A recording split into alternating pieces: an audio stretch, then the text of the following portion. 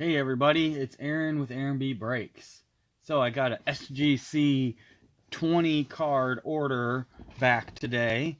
So we're going to go through that. On the right side here, these are 14 cards that I got from the Machinist Hall card show a few weeks ago. And I got them strictly for the intention of grading them and seeing how I do. And then there's a couple bowling cards actually, and some I think 90s ish baseball, and I don't really remember what else. There's two. I remember there's two cards from that PSA. One said men's size, and the other one was a 7.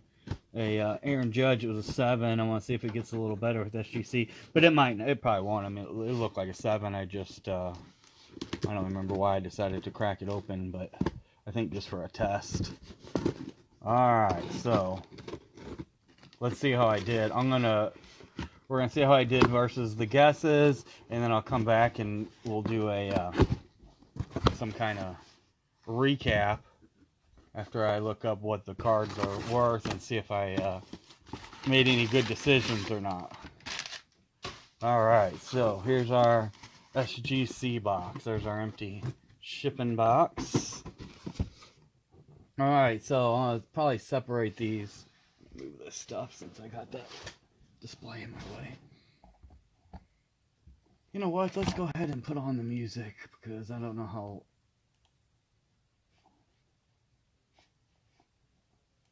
how talkative I'll be. But anyway, okay, here we go. SGC, Authentication Grading Services. I really probably like SGC the best for a few reasons. I get their stuff out quick. Oh good, nothing that didn't get holdered. Like I said, one of these from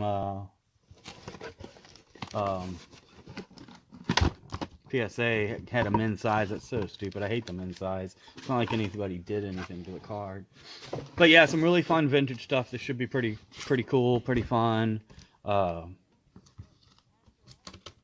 Like I said, I went to this show with the intention of finding some raw stuff to get graded, and I needed 20 cards, and I only had 13 from the show, so I added some stuff. So let's see.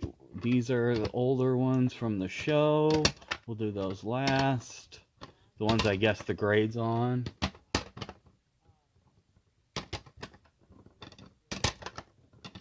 Oh, and another thing I really like about SGC is if it's a serial numbered card, they put that on the label, which is very cool. All right, so let's go ahead and do like this. Seems a little dark here, but that's okay. All right, so let's start. Pete Weber from 19. Oops, sorry. Let's go like this. 1990. Hold on a second. I got the stupid flash on. There we go.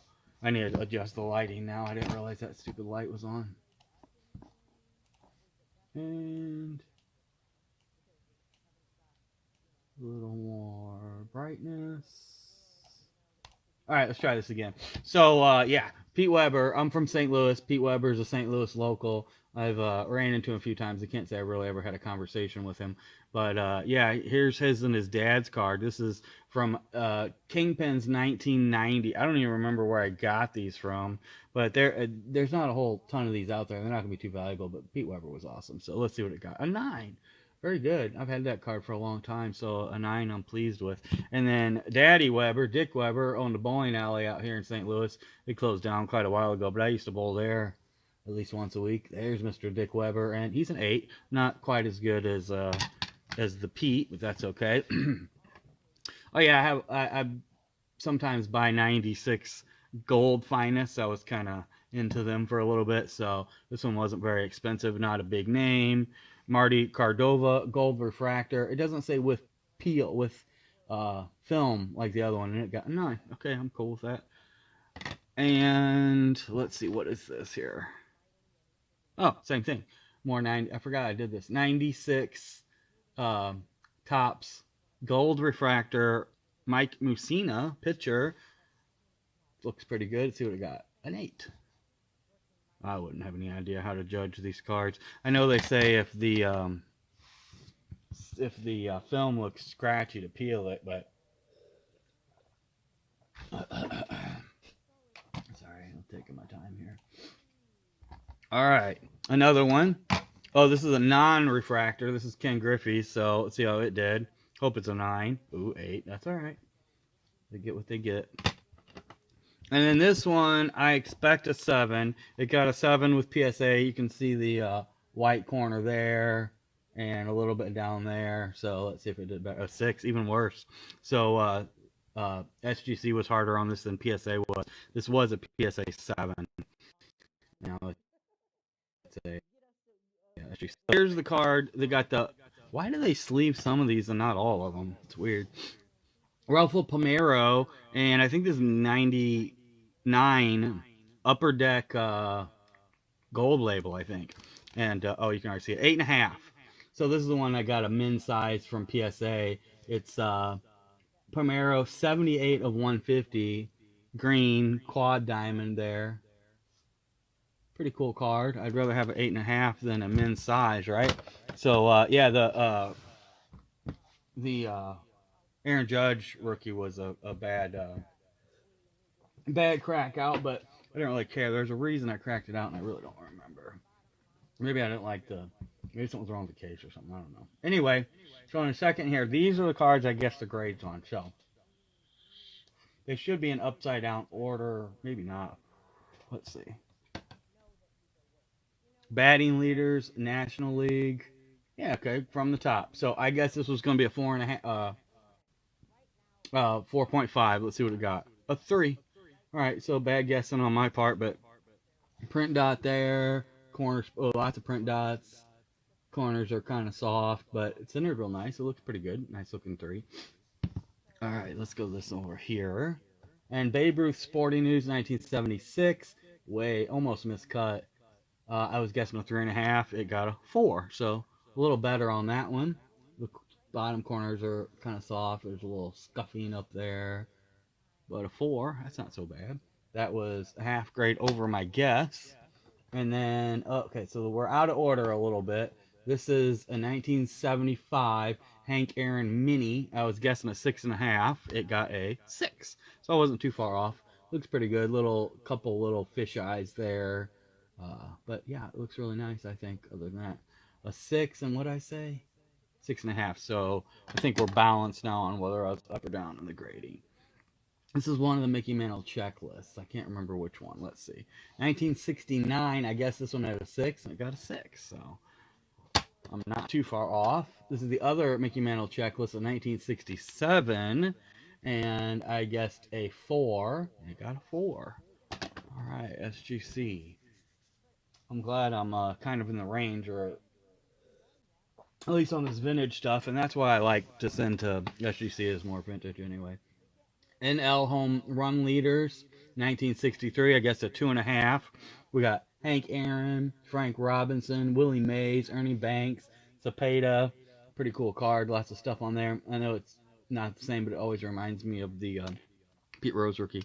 Uh-oh, miscut. That was close. I didn't think that would be a miscut, but maybe there's some raggedness there. Maybe it was like the cut looks like it's wavy up there. So okay, what I think this one was a 2.5. It got authentic miscut. Kurt Flood, I think this is the 58. I was only guessing a 2. Oh, this is the 65. I thought it looked a lot nicer. I said this one a 5.5, 4.5, so I'm a little off. That's cool. I like these old cards, good names. Here's the Kurt Flood rookie. I'm only guessing a 2. It wasn't in a very good shape.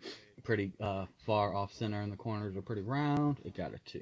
What did I say? Yep, 2 on the dot. Okay.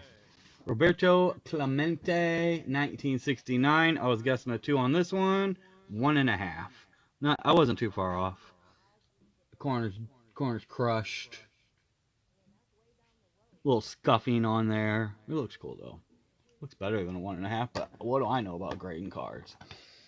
Roger Maris, 1959. I was guessing this one was a 3. It is pretty far cut. I wasn't considering how what would qualify for a miscut, so it's probably a little lower than I thought. What did I say, a 3? 2.5, not too much lower. Still 1915 Miami Roger Maris, it's awesome. And this is a 1959 Hank Aaron. I guess it's a 2.5. Now that I'm looking at it, those corners are in pretty bad shape. Centering's not bad. Color's crap. It's probably going to be worse than that. 2. What did I say? 2.5? 2. Not that bad. 1959 Hank Aaron. Cool. All right, Willie Mays. I guessed a 6 on this one. This is a 1964. Maybe I overguessed because that center doesn't look so good. Looks really nice on the front, though, other than the centering. And what I have on this one, a 6? 6. Awesome. All right, and I think this was the most expensive card. This is a 69 Mantle. Cut pretty bad. That could get a miscut because it's already into the letters and stuff, but let's see. 2. What did I say on this one? 2.5. So, yeah, that's not so bad. All right, so I didn't guess so hot, but what's that on there? But I'll be back here in a minute, and I'll kind of give you an idea of how my guessing went and if I did any good on picking up raw and turning it into SGC cards. So I'll be back here in just a minute. Okay, so I'm back with the breakdown here. So let's go over a little bit. Let's go over the summary real quick, and then I'll go for it individually. So I paid $5.50 for these cards. It costs $22.50 a card to get graded. So $315 for a total cost of $865. eBay comp values as close as I could find them for that grade. The total was $943, so I was really close. I did each card individually, taking out 15% for fees, how much I paid for the card, and how much it cost to get graded. And here is my results. You can see I lost. Did pretty good on the maze there. Made some money there. That's what saved my butt. So if everything sold at these prices, I would have made a whopping $3. So, you know, lesson learned. I'm getting a little better at guessing the grades. I don't know why Google Sheets decided to put guessed a 4.5 on the batting leaders. I got a 3. Guessed a 3.5 on the Babe Ruth. Got a 4. The 67 Mantle checklist, I was right with a 4. 69 checklist, I was right with a 6. Hank Aaron Mini, I was a half grade off. I thought a 6.5, it got a 6. Mantle was a half grade off. The Maze was even. The 59 Aaron was a half grade off. I was right on the Maris. Half grade off on the Clemente. Right on the Flood. And a full grade off on the 65 Flood. And a home run leaders got an authentic miscut. So I was 2.5 grades off on that. So anyway, that's my SGC reveal. I was hoping to do a little better than that, but I didn't necessarily lose, so it's all cool. Thanks for watching, guys. We'll see you next time.